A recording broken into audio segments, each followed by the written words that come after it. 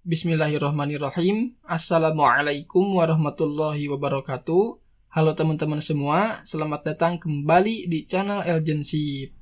Oke, di video kali ini kita akan belajar mengenai tools apa saja yang kita butuhkan untuk membuat HTML gitu ya. Jadi di sini ada dua tools. Yang pertama ada Google Chrome atau browser ya intinya. Jadi teman-teman mau menggunakan Mozilla Firefox juga bisa ya, silahkan disesuaikan. Yang kedua ada text editor ya. Nah, text editor juga banyak nih macam-macamnya. Ada Sublime Text, ada VS Code, bahkan ada juga Atom dan yang lainnya ya, seperti Notepad++ atau yang lainnya yang masih banyak gitu. Jadi di sini saya akan menunjukkan bagaimana tampilan dari masing-masing text editor. Karena untuk browser sendiri harusnya teman-teman sudah familiar ya, baik itu menggunakan Google Chrome ataupun Firefox ya. Jadi di sini ada 3 text editor yang akan saya bahas di video kali ini. Untuk text editor yang lain bisa teman-teman cari di internet ya, untuk referensinya seperti apa tampilannya dan lainnya. Yang pertama ada VS Code atau Visual Studio Code. Nah, ini adalah text editor yang saat ini cukup populer ya di kalangan programmer gitu. Jadi VS Code ini teman-teman bisa download di situs resminya yaitu kode.visualstudio.com ya. Jadi ini halaman awalnya, landing page-nya. Teman-teman bisa klik download di sini. Atau kalau teman-teman mau menggunakan Sublime Text bisa juga masuk ke sublimetext.com ya. Jadi teman-teman silahkan dipilih text editor mana yang teman-teman suka, oke? Nah, untuk mendownloadnya Sublime Text teman-teman bisa klik di sini ada download. Untuk Sublime Text sendiri teman-teman bisa menggunakan versi premiumnya ya dengan membeli di sini. Jadi teman-teman bisa membeli Sublime Text karena Sublime Text ini tidak gratis ya. Walaupun teman-teman bisa menggunakan versi yang gratisnya gitu ya, tapi di sini ada versi yang pro-nya gitu. Untuk harganya sendiri, Sublime Text dijual dengan harga $80 ya. Teman-teman bisa membelinya kalau mau, nah kalau tidak mau juga tidak apa-apa gitu ya. Tapi di sini saya menekankan atau menyampaikan ya, sebaiknya teman-teman jangan menggunakan versi bajakannya gitu ya. Jadi ini untuk halal juga ya, kemudian untuk menghargai mereka juga yang mendevelop Sublime Text ini gitu. Kalau teman-teman tidak ada budget, nah mungkin bisa menggunakan text editor yang lain. Itu adalah saran saya gitu ya. Kemudian di sini ada text editor yang lain yaitu Atom. Nah, saya cukup lama menggunakan Atom ya. Bahkan di text editor saya yang sekarang yaitu VS Code, saya masih menggunakan shortcut Atom gitu ya. Jadi saya menginstal shortcut Atom karena saking senengnya gitu ya menggunakan Atom gitu saya itu. Untuk mendownload text editor Atom, teman-teman nanti bisa klik download di bagian sini. Nah, ini akan mendetek OS kita gitu ya. Nanti kalau teman-teman pakai Windows, ini akan exe gitu. Formatnya exe.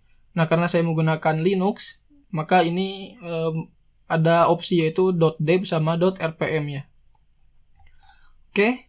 Di sini saya akan coba tampilkan text editornya masing-masing dari ketiga text editor ini. Untuk teman-teman nanti pertimbangkan mau menggunakan text editor yang mana, oke? Nah, pertama ada VS Code. Oke, seperti ini. Lalu ada Sublime Text. Dan juga ada Atom. Nah, untuk Atom sendiri performanya cukup sedikit lambat gitu ya. Jadi text editor seperti Sublime sebetulnya lebih unggul gitu ya dalam proses membuka gitu. Jadi proses membuka text editornya, kemudian yang lainnya gitu ya, dari sisi performa sebetulnya Sublime Text lebih cepat gitu.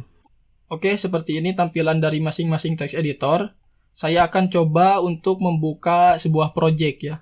Teman-teman, saya akan coba dengan VS Code terlebih dahulu. Saya sangat menyarankan untuk membuka codingan itu dengan cara membuka seluruhnya gitu ya. Jadi membuka semua filenya yaitu dengan open folder. Jadi seluruhnya yang ada di dalam folder itu akan kita buka dan kita develop gitu. Jadi teman-teman silahkan klik open folder. Itu teman-teman dibiasakan ya. Klik open folder, kemudian cari folder mana yang akan kita gunakan atau kita develop ya. Contohnya saya akan membuka yaitu untuk ini ya, umpamanya ini adalah project di UKM saya gitu. Saya buka. Nah, seperti ini adalah tampilan dari VS Code ya. Untuk icon-icon sendiri ini awalnya tidak ada ya. Jadi karena saya sudah menginstal sebagian extension gitu ya, untuk extension icon, jadi ini muncul icon-iconnya. Jadi awalnya ini tidak akan ada. Oke, jadi ini adalah tampilan dasarnya dari VS Code. Nanti teman-teman bisa cek dan bandingkan dengan dua text editor lainnya yang akan saya buka juga. Oke, yang kedua ada Sublime Text. Di sini saya akan coba buka juga. Jangan lupa buka dengan cara open folder, klik file lalu open folder. Nah, cari juga seperti biasa project yang akan teman-teman develop ya. Nah, seperti ini contohnya. Nah, berikut adalah tampilan dari Sublime Text ya.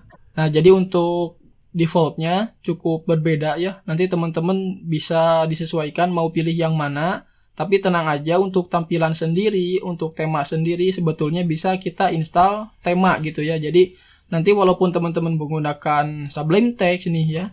Jadi nanti umpamanya teman-teman mau tampilan yang lebih keren gitu ya. Umpamanya mirip dengan Atom gitu yang cukup terkenal dengan skema warnanya gitu ya. Nah, teman-teman juga bisa install temanya gitu. Kemudian yang ketiga kita coba text editor Atom ya. Nah, ini adalah default dari tampilan text editor Atom.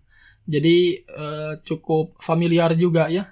Intinya semua text editor hampir sama gitu. Silahkan disesuaikan dengan favorit teman-teman aja. Untuk tampilan sendiri juga sama ya. Bahkan kita bisa memodifikasinya atau menggunakan tema gitu ya. Kita install tema pada suatu text editor, yang mana itu adalah text editor favorit teman-teman. Kita install tema di sana dan boom gitu ya. Temanya berubah gitu. Jadi lebih keren gitu. Sesuai dengan favorit teman-teman. Sesuai dengan selera teman-teman masing-masing. Oke.